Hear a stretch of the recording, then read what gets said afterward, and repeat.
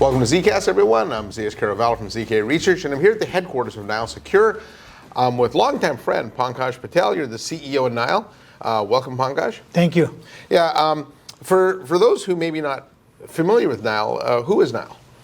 Well, Nile is a pretty innovative and I would say disruptive networking technology company, and we have been in business for 6 years now. Yeah, and so networking is a very crowded industry. It's very, very mature, right? There's lots of big name players in it. Why start now? What's the problem you're trying to solve? Well, I was fortunate to be in the networking industry for more than 3 decades of my career. And, having managed a big ship of all the engineering and marketing and product management back there, I learned a lot. And some of the things I found out were that there was this industry, by the way, is loaded with insane level of complexity. And the complexity comes in the way for the customer success in many directions. And customers, at the end of the day, were asking for just the opposite. They're asking for something simple, something easy to consume. And they say, hey, by the way, give it to me where I can consume it per drink. So I really saw an opportunity to change the industry by removing this many decades of complexity and provide something simple and secure access to networking. Yeah, I'm glad you brought that up because in fact, I just finished a survey with the Cube Research. We jointly ran a survey, and one of the questions we asked was, how important is your network to business operations compared to 2 years ago? 93% said it was much more important or more important, but on the same time, 80% said it was more complex. Absolutely. And if you think about what that means, you've got these diverging lines of more important and more complex. That's not going to work, is it? No, it's not. It's just the oxymoron, to your point, right? Yeah. And that was the main reason. What I saw was that in terms of the number of architectures, well, let's limit it to enterprise, right? Number of architectures, number of protocols, and then number of knobs associated with each one of them. Multiply all of this with number of product SKUs and the software revision levels, you end up in creating a snowflake for every single deployment. And it's not scalable. It's not something you can maintain. If you find a bug for one customer, how do you go and address it in a very quick time frame? You just can't. Yeah. Now, before I was an analyst, I was actually at a VAR, so we lived off complexity. Right? that was our favorite thing. Right? Exactly. I mean, you're spot on. I think this is one reason why it is not necessarily in incumbents' favor or benefit. Yeah. And that's why they're not motivated to remove the complexity because, I mean, let's face it, their business models are built on complexity. Yeah. Features after features, whether people use it or not. Well, if you think about it, the rest of IT is evolved, though. Like I can spin up a compute resources in a matter of seconds. I can do that with storage, but I can't do that with networking. Exactly, right? And so that was, by the way, one of the motivation to your earlier question.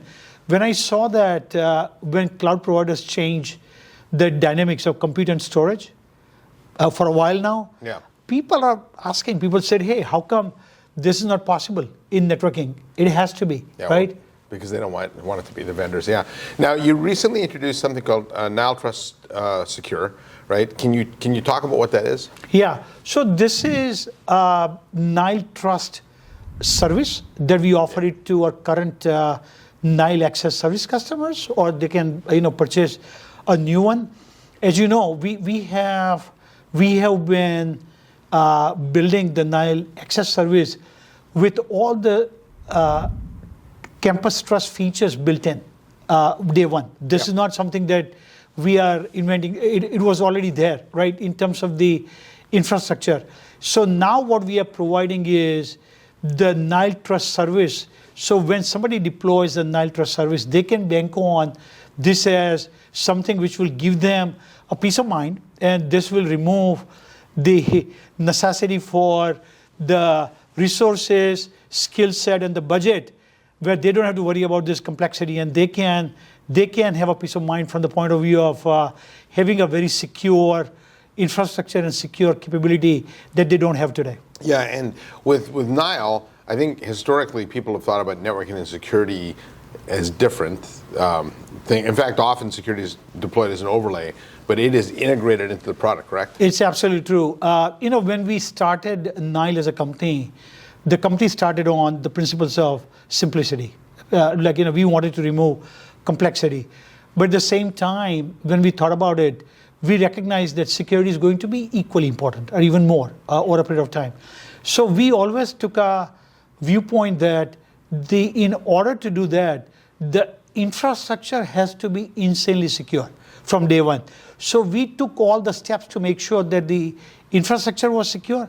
Because let's face it, to secure an enterprise is a giant task. Networking doesn't help. No. And to secure the networking infrastructure is almost an impossible task. And by the way, look, this is where we have known that people have struggled like anything, and Gartner has been talking about this, that out of their clients, only 5% of them have been able to truly deploy what people call the zero trust, honestly, right? Yeah, yes. It's been so hard to do that. But we believed in that day one. We believe that, not only the networking infrastructure has to be secure, but the thing is that network itself has to be secure. It should be able to protect itself, both from the internal as well as the external threats all the time, right? And that's what this is about. Yeah, I find with things like segmentation and zero trust, often companies can get it set up initially, but then as the environment changes, keeping up with it is extremely difficult. And so if your environment is dynamic at all, which let's face it, it's every environment, it becomes inherently unscalable. It is, and that's a great point, by the way. And what ends up happening with this architectures and the implementations is that something that we have seen is that up to 98% of the deployments of the enterprise networks are actually built on the complex collection of the legacy technologies. And they're duct taped together, literally, right? So they leave with a lot of porous areas where people can come in and do bad things on them, right? Yes. And so, by the way, one wouldn't name the company, but one very large company, which, by the way, is part of the 5% of the Gartner study, is someone who spent literally 2 years, 5,600 person hours they spent to do the zero trust for the network. The minute there was a very first set of changes that they implemented, broke it, right? Yeah. It is that hard. Well, that's pretty common, actually. It is that hard to really do it. And this is the reason why it's such a complex task. And you can't blame the people. This is where we live in the era of VLANs, which have served, obviously, incumbents so well, but VLANs with the proliferation of unverified IoT devices and not a very strong policy enforcement, very weak actually. Yeah. All of this combined together create a potent environment which actually exposes a giant network surface which is very prime for people to attack. Yeah. Now, with that being said, you were at the company that actually pioneered VLANs. Correct. And 30 years ago, that was a tremendous innovation. Absolutely. But a lot's changed in 30 years. A lot has changed, and I truly believe that today it is coming in the way rather than really solving the problem. And this is where, when we designed this trust service, once again, based on the foundation that we already had in place from day one, this was because we don't have the VLANs, right? So we eliminate that, right? So along with what we do, we essentially, we believe in isolating every user and every device to begin with, right? We say you have to authenticate and you have to authorize. And by the way, not only that, you have to do that continuously, because you cannot do it once and go back to sleep, right? You have to do that. So when we do that, in our universe, not having the VLANs, and by the way, where we don't have to worry about, the layer 2 or the broadcast or the multicast of the lateral traffic like ransomware and whatnot, you can really do a great job at isolating every device and every user. This is where innovations really come into play, right? And we create essentially a segment of one. Yeah, and so what are some of the benefits customers will see if they deploy now the Nile Trust? So the benefits they will see is, and this is, by the way, one of the analyst study, and Accenture and others have contributed to this study. Today, there are about 86% of the enterprise customers who cannot either afford the resources, budgets, or the expertise. And they are the ones who are most vulnerable to these attacks, right? And these attacks happen, and by the way, one of the study has shown that network surface area is responsible for between 60 to 70% of the attacks that originate from the network area, right? Yeah. So when that kind of attack takes place and these guys are vulnerable, this is where we come in, where the campus zero trust service that we provide, it comes in where it's automated, it's simplified, where they don't have to deploy the resources, expertise, and it's affordable. And this is where we essentially democratize the innovations, where we remove the resource, budget, and the other barriers. And they can have a peace of mind because they will be very secure if they deploy. And I'll give you an example. We had one of the customers who deployed the service. One of the employees went to Hawaii and came back. The laptop was infected. When he came back, to the office, Yes. And all of a sudden, the security team and whatnot, immediately they were like, red light alerts going on. But because of Nile's isolation of the segment of one and the blast radius of one, they were able to contain it. There was no damage done whatsoever. Yeah, I think that's a really fascinating use case because it happens all the time where people go on vacation, they're good employees, they take their laptop, even though you shouldn't. They connect to something called free Wi-Fi. Exactly. And who owns that free Wi-Fi? You don't know if it's the coffee shop, the person living upstairs, the person in their car. In fact, I've often thought it'd be clever to go maybe downtown San Francisco and put up an access point called free Wi-Fi and see who connects to it, right? But then you come back in the office, and because you're behind the firewall, you're assumed to be a credentialed, trusted employee, and then that spreads everywhere. And Absolutely. Yeah. So our core principle was, actually one of the core principles was, we wanted to eliminate the lateral movement of these attacks, like ransomware. And we know the cost enterprise customers end up in paying of these attacks, right? Yeah. And this is a major piece of innovation, that set of innovations that we have created. Yeah. Now, Pankaj, Zero Trust is a very well-defined market. There's lots of vendors in it, right? How is your approach to Zero Trust different than what I might see from someone else? So that's a great question. To your point, Zero Trust has been around for more than a decade. I would say probably 14 years ago, it really came out. However, implementing it has been so hard, right? So, and one of the studies from Gartner is also about, they said 68% of the enterprises at large, they struggle with default deny. Well, guess what? Default deny is the core principle of Zero Trust. If they can't enforce that, how are they going to ever do the Zero Trust? So I think where we come in and where we are very different is, first and foremost, once again, we start with completely secure infrastructure, because you need that. Everything from hardware to boot to software to every single thing. We validate every device and how we go about encrypting all the traffic and more. So that creates a foundation. That, in case of all the implementations today, to my earlier point, is all porous. It's all, by the way, duct taped together. So when you don't have that strong foundation, all the bets are off, right? Yeah. We have a very strong foundation. Now we bring in the concept of isolation to every device and every user.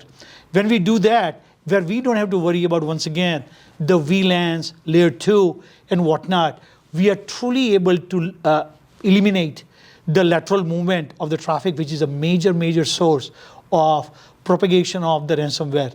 This is where we are so unique and so different. And by the way, this is where we come into play to provide that incredible peace of mind for the enterprise customers who struggle. 86% of the customers who struggle with the expertise and the budgets.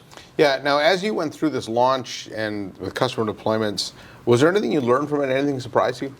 Yeah, we actually we learned a lot. We learned a lot about to your earlier point. VLANs have been around for a long time. Yeah. Right? And people love their VLANs. People love their VLANs. Oh, but they hate them too.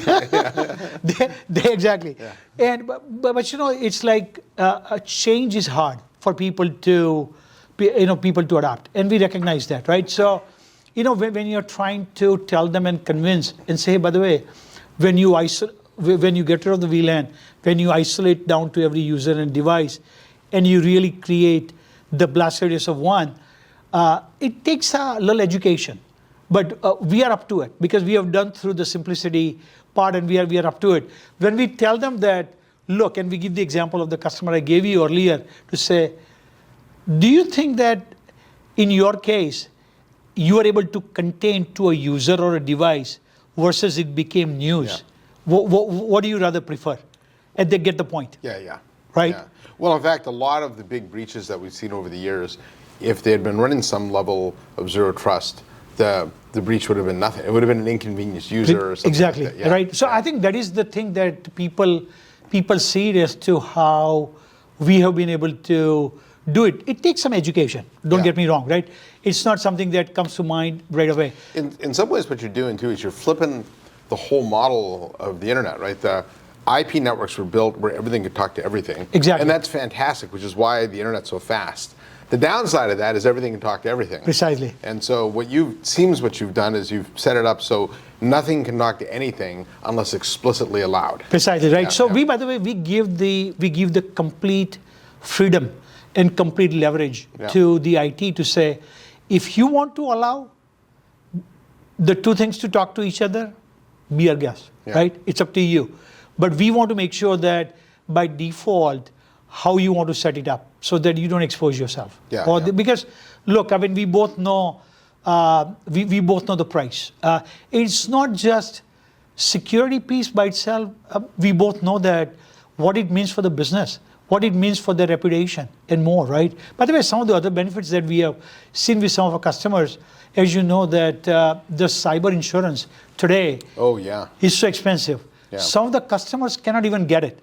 We have several instances now where some of our customers who were not able to get the insurance, now with the Nile's Campus Zero Trust service, they're able to get it. Or they have been able to lower the premiums from what they would be otherwise. Yeah. Now, so thanks for the update on the Zero Trust service. I know you also work with, you have a handful of security partners, Palo Alto Networks, Zscaler, Microsoft. Can you talk about those and what they bring? Yeah, so we are very fortunate to have this very large and very successful companies in the SASE universe. They all are leaders. And we wanted to partner with them because they provide a very different scale when it comes to cloud, right? And they provide an incredible offer for the remote security and more. And today we know that through COVID we found out that remote users were more secure than people in the enterprise, right? So we learned a lot through that era, and partnering with them, the combination of Nile's Campus Zero Trust with their Zero Trust truly provides an end-to-end, all the way from a user and device, all the way to internet, a true universal Zero Trust. So we are very proud to be able to do that. It creates a very compelling offer. Yeah. All right. Thanks. And so what's next for Nile? Well, there's a lot. And I would love to have another podcast with you to go. There's a lot more to come on the networking side, on security side, and we can do one more session just on AI because we have done so many innovations. We are at the end of the day, this company was founded on the core principles of AI, cloud, incredible simplicity, security, and ruthless automation. And so what we can bring out is just absolutely incredible value to our end customers. All right. And so last question, I want to have a little fun here. I got to say this carefully. Shift happens. What does that mean? What's the shift you're trying to make happen? Well, we are trying to make the shift in the industry. I think to your opening about why Nile and what we did, is that we truly believe that this major industry, which has been around for 4+ decades, is ready for a major shift. Just the way the compute and storage shift happened with the cloud providers, same thing will happen with networking. And we clearly want to be a leader to create that shift in the market. All right. Anything else you want to add? No, I want to thank you. Thank you for the opportunity, and looking forward to speaking with you again. Yeah, and so Nile Secure, making the complex simple. Thank you. Okay. Absolutely. So on behalf of Pankaj Patel from Nile Secure, I'm ZKast from ZK Research, saying thanks for watching. Make sure you hit that subscribe button. I'll see you next time on the next episode of ZKast.